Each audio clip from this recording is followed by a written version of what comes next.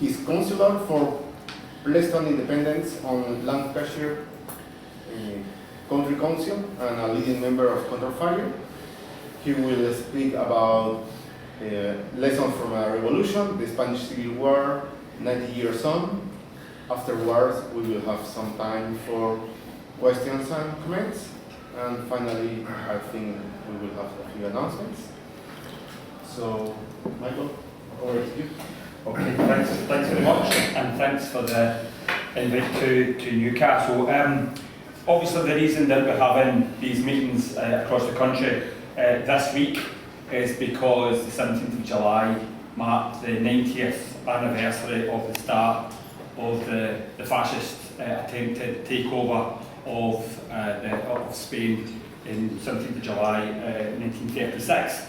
And Spain, I think probably in my lifetime, there's the two great revolutionary events that people tend to think about. It was the Russian Revolution in 1917, but the one that holds, maybe comes in second, is probably the events of Spain. And I think part of that is because not only the events of Spain and where it led to, sometimes it's identified as being the sort of first explosion of the Second World War era. For other people, it was the potential for revolution in Spain and the way it was thwarted by the politics on the left at that time.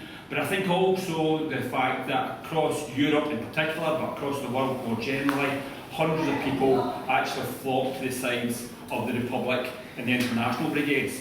And I was looking today, just before I came over, I just had a quick check at the International Brigade Memorial Trust.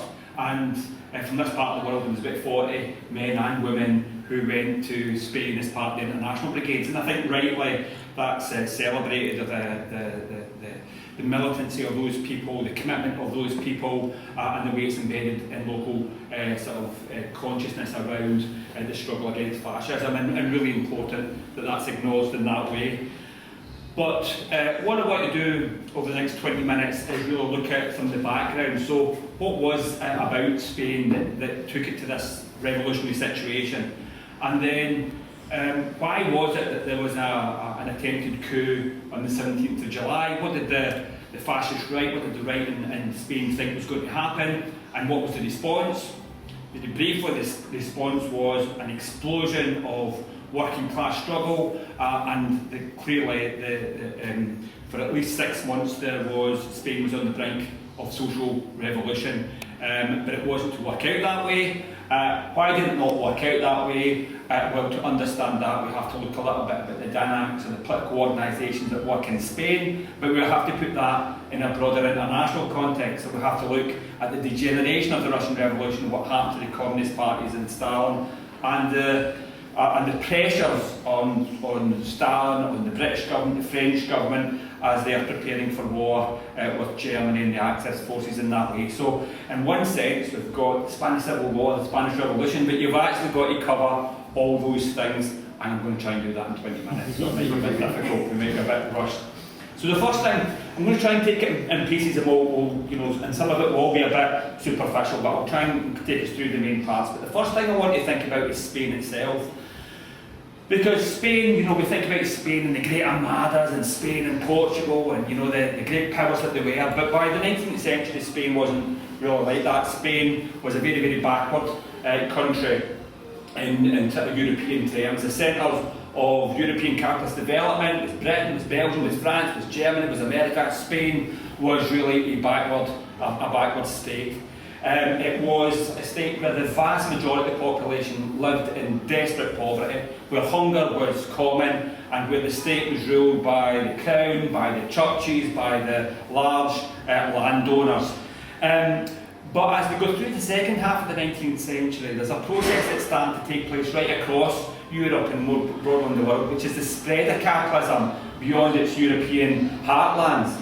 And so what you start to see in Spain, as you saw, if you know a little bit about the Russian Revolution as well, is that in the sea of backwardness and the peasant economies and the horror and the poverty, you also start to see the development of industrial capitalism in key centres. So in Oviedo, up in the northwest, there's the mines and the mining communities and a militant working class in Oviedo. In places like Barcelona, Zaragoza, Valencia, and Madrid. There is the development of industrial capitalism, and the centre of that is Barcelona and Catalonia more generally. So what you have in Spain is what Trotsky called combined, or you see the process of combined and uneven development, which really meant that Spain overwhelmingly was a poor, impoverished country, where the vast majority of the people are working on the land that are in desperate poverty. But within Spain, it is tied into the global market through production lines and through manufacturing and all the rest of it, and so you have pockets of incredibly advanced capitalist development at the same time that happens. If you think about that in Russia, we sometimes know a little bit more about, but the same thing happened in Russia. So, for example, the vast majority of the Russian population lived in desperate poverty with peasants. But some of the most advanced ammunition factories and armament factories in the world was the Putilov worked. This is in Petrograd. So you have advanced and backward in the same country, tied into the global system in that way. And that's really what Spain was like. So you had that in terms of its economic development, how it was tied into the system. The second thing about that then was it meant that Spain in the latter part of the 19th century and the first part of the 20th century was racked by political crises. And the political crisis resulted in a series of rebellions, riots, strikes, right across the period. So let me just quickly give you some of them. The first thing to say about nearly all of these is, given the importance of the Catholic Church in ancient Spain, whenever there was any uprising, whenever there was any riots in any towns, any cities, the first thing they did very often was to burn the churches and to chase the priests out. It was anti-clericalism was central to most of those things. There were uprisings in the 1890s, but perhaps the high point starts in 1918 when there's something called the three Bolshevik years, or the Triennial Bolshevik, which from 1918 through to 1920. Now again, nothing that would perhaps surprise us, because if we think about what happened with the Russian Revolution in 1917, it sends a ripple right around the world. So at the same period, we have the Bianco Rosso, the 2 red years in Italy. We have 1919 in Britain, when Britain's closer to revolution probably than any other time. We have the start of a huge revolutionary period that goes through 10 years in Germany. We have the biggest recorded general strike in Canada, Australia. We have the mine wars in America. You know, this is a period of intense struggle that's launched by the Russian Revolution, and Spain is part of that as well. But it's not just that. Spain has a colony, an empire, and particularly in Morocco, they found that there is the uprisings of the colonial people. So there's the Rif Republic that rises up against Spain, and that is there for 5 years, but eventually put down in 1925. There's the time we get to the late 1920s, there's the anarchist uprising in Catalonia, 2 or 3 years of revolt there. In 1934 in Asturias, there is the uprising in Asturias where the miners are taking up arms and are fighting against the forces of the Spanish state. And interestingly, the guy that leads the putting down of the miners in Asturias in 1934 is a man called Franco, Francisco Franco, who obviously would become the leader of the military forces after 1936. So it's an unstable country politically, where there's a history of rebellion, and in the aftermath of each of those uprisings, what you find is a state that reacts most brutally against those who have taken to the streets, who have been on strike, who have built up their communes, who have burnt down the churches.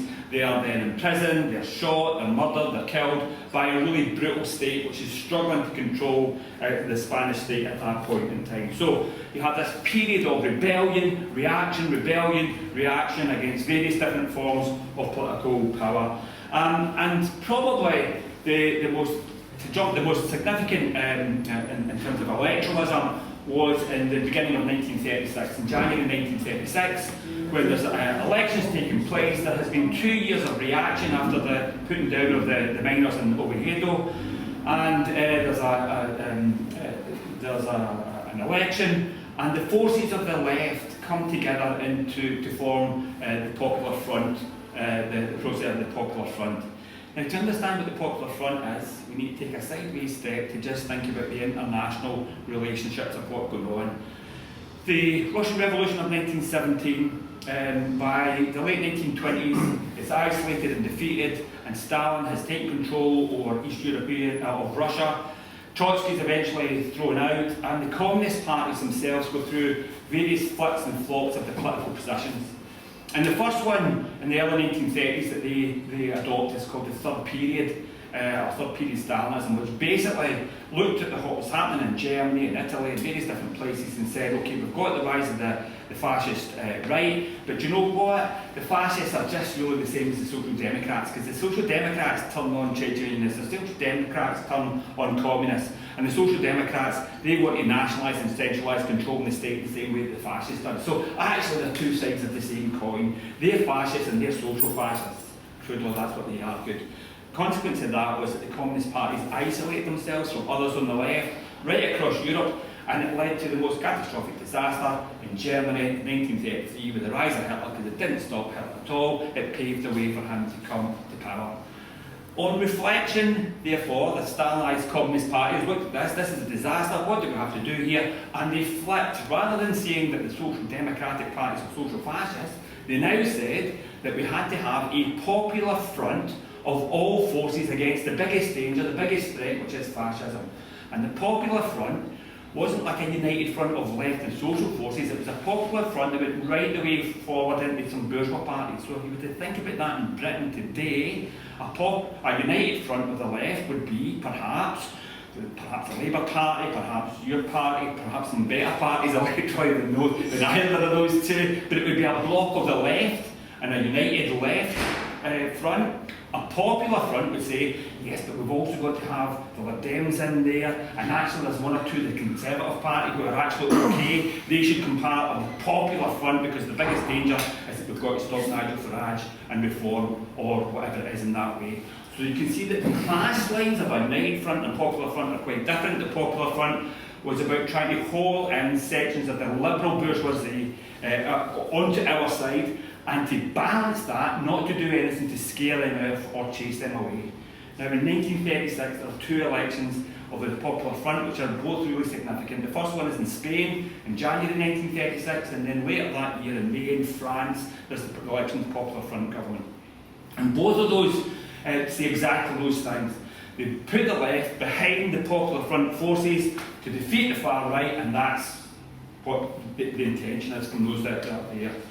But in both countries, something really interesting happens, and that is in both countries, the working class and the landless peasants, when it comes to Spain as well, say, now we've got the Popular Front, we've got to radicalise, we've got to deepen the struggle. So in Spain, what happens is that some of the labourers start to take control of the land, they start to communalise and socialise the land and take it over, and some of the workers and the workers' organisations try to deepen the struggle. So there's been the working class militants who have been arrested, they break open the jails, they let them out, they start to nationalise some of the industries, they start to say that those that have been sacked for their trade union work, we're going to impose them back in their workplace, so they march them back to their factories and they say they've got a job back, you've got to pay them, because the balance of class forces have shifted. That's the Popular Front elected government, and of course those kind of responses terrify the right, and they put in place plans for a coup to break the Popular Front government. And those plans come to fruition in July 1936. And interestingly, what happens is that they basically give the military forces in each of the main towns and cities across Spain, they've got orders about they've got to take control of their towns, their cities. That isn't completely centralised, so that there'll be the Africanists in Morocco, but there'll also be the garrison in Barcelona, there'll be the garrison in Madrid, there'll be the garrison in Granada, there'll be the garrison in Oviedo, and they've given their time in which they're meant to come from the garrison, arrest the leaders of the trade unions and the socialist movements, and take control back from the working class in each of those towns and cities. So that's how they have this planned, and it starts off on July 17th, and it starts off in Morocco. And it starts off in Morocco, because of just, they've defeated the Rif Republic, so the Rif area of Morocco has already been defeated. The armed forces in Morocco are battle hardened, and they are a combination of Moroccan troops who are desperate for, who don't have any other alternative apart from joining the armed forces, but you've also got Spaniards who are fighting in Morocco who are steeped in sort of notions of Spanish supremacy and racist to the core and quite right wing. So they're there, and it's an open secret in the run up to the 7th of July that this is happening. You would think, under those circumstances, that the Popular Front government would be saying, right, well, we've got to isolate them, we've got to stop them. One of the key things they could have done from the very start would have been to say, you know what, as the Spanish Popular Front government, we're going to say to the Moroccan people, we don't own Morocco anymore, and we're going to give you back Morocco, and that would have broken the forces in North Africa, but they didn't do that. Instead, what the Popular Front government did for 2 days was to kid on that nothing was happening. They tried to suppress what was happening, and they told everybody not to worry, to go back to their work. That this was an isolated example, and it would all be smoothed over. Of course, that wasn't the case. And over the next 2 days, working class organisations right across Spain started to take it on their own hands to decide that they were going to have to defend themselves against the uprising of the military. So they marched on the barracks, they demanded weapons. Gun stores were raided and guns were distributed to people, and basically depended on the militancy of the working class, of the leadership of the working class locally, and the relationship between the local government and the military forces. I say that because in a couple of places, in Zaragoza, which was known as the second home of anarchism in Spain, and in Seville, which was a big working class city, in both of those places, the Popular Front government got a promise from the military generals that they were going to be loyal to the Popular Front, and they believed them. And the consequence was that 2 or 3 days later, the military came out, there was unarmed working class, and the consequence was that the working class people, the working class militants, were decimated.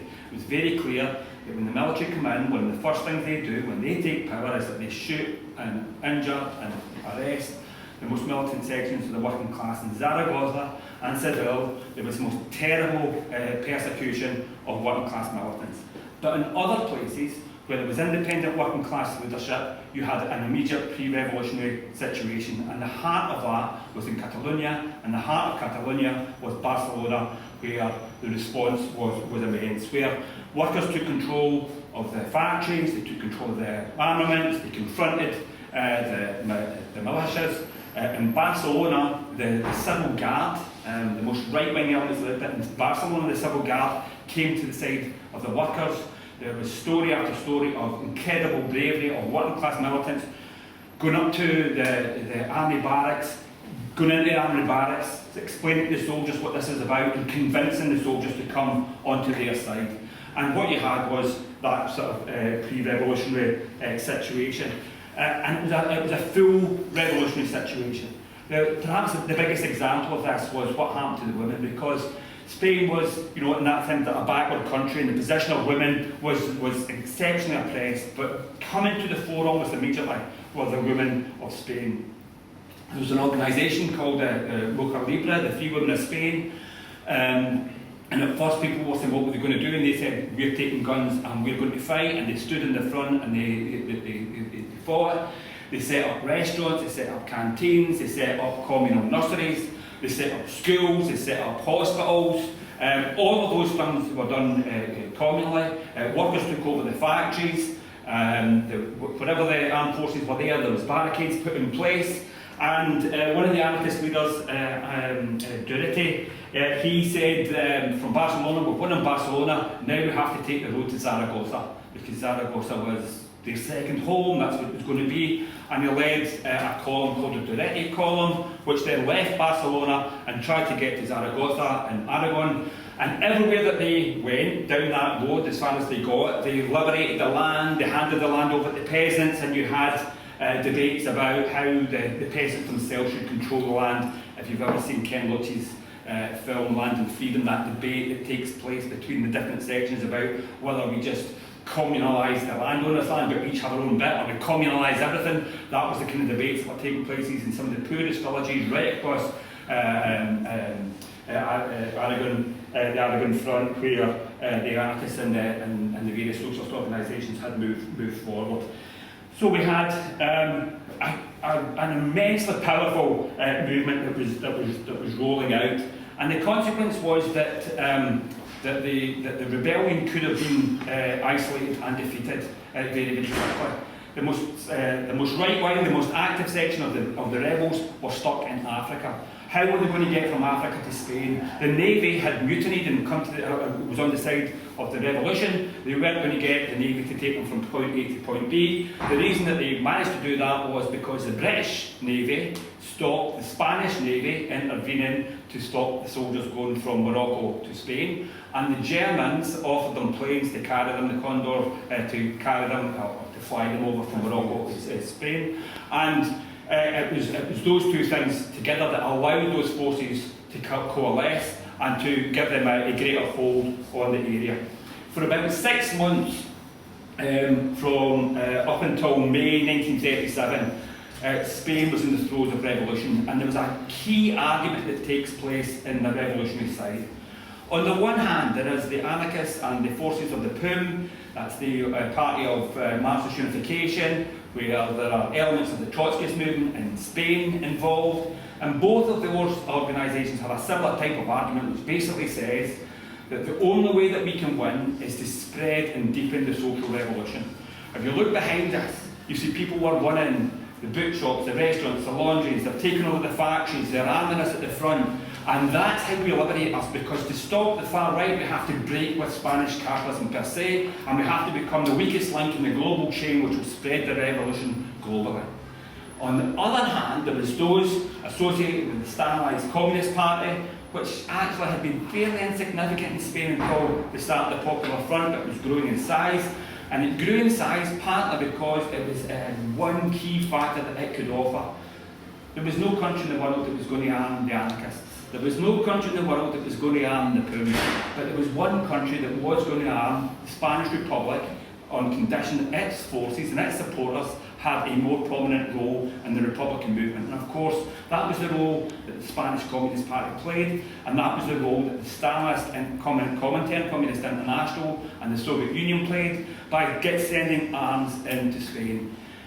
When you say sending arms into Spain, you might think, well, they just gave the arms because they would support the Republican movement. The Republican government had to pay for the arms that they got from Stalin, and they had to pay top dollar for them as well. So it wasn't the fact that they were given anything, but they were desperate. They had to get Soviet arms because the British and the French operated a blockade on Spain and refused to sell any arms to the Republican, the democratically elected Republican government in Spain.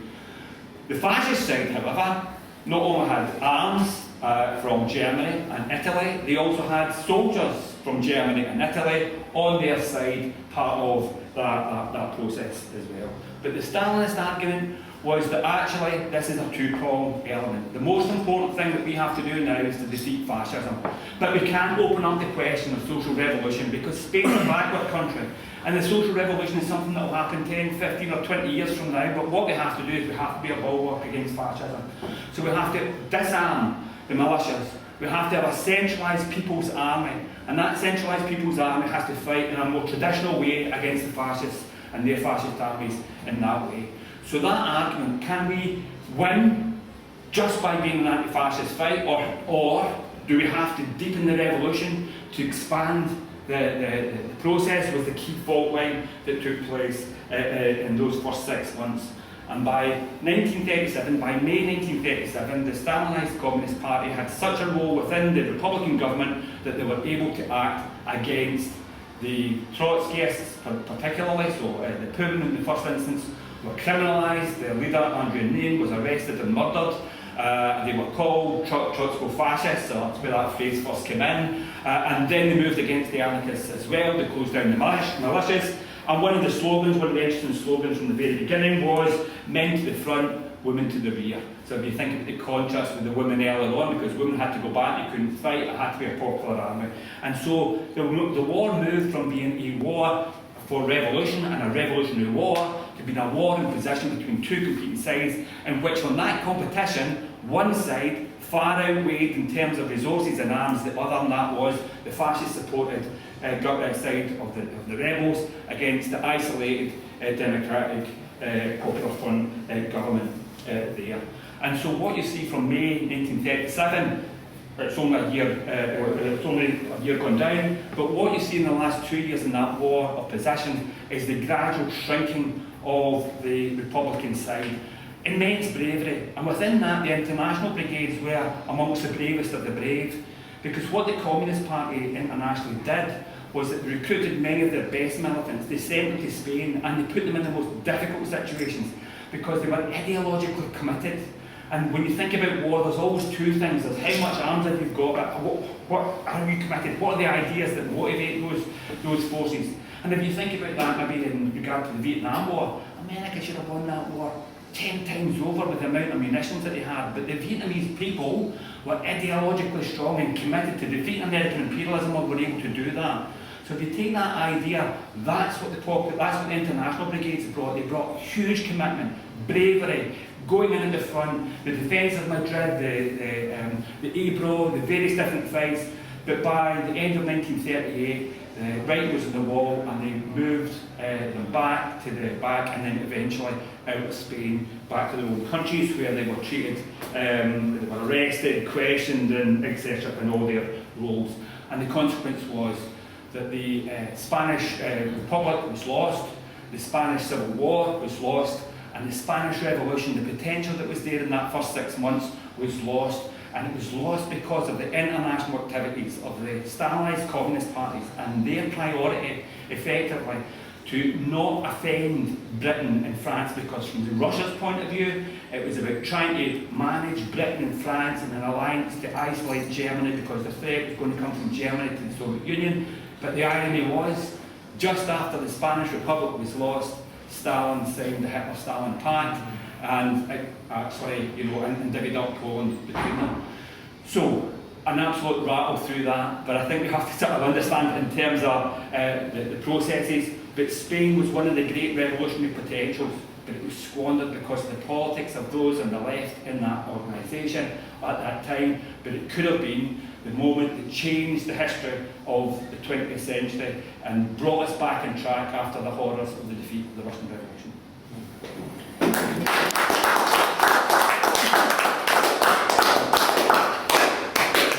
Okay, now it's time for the questions and contributions. I don't know who would like to go first. Ethan. I just want to say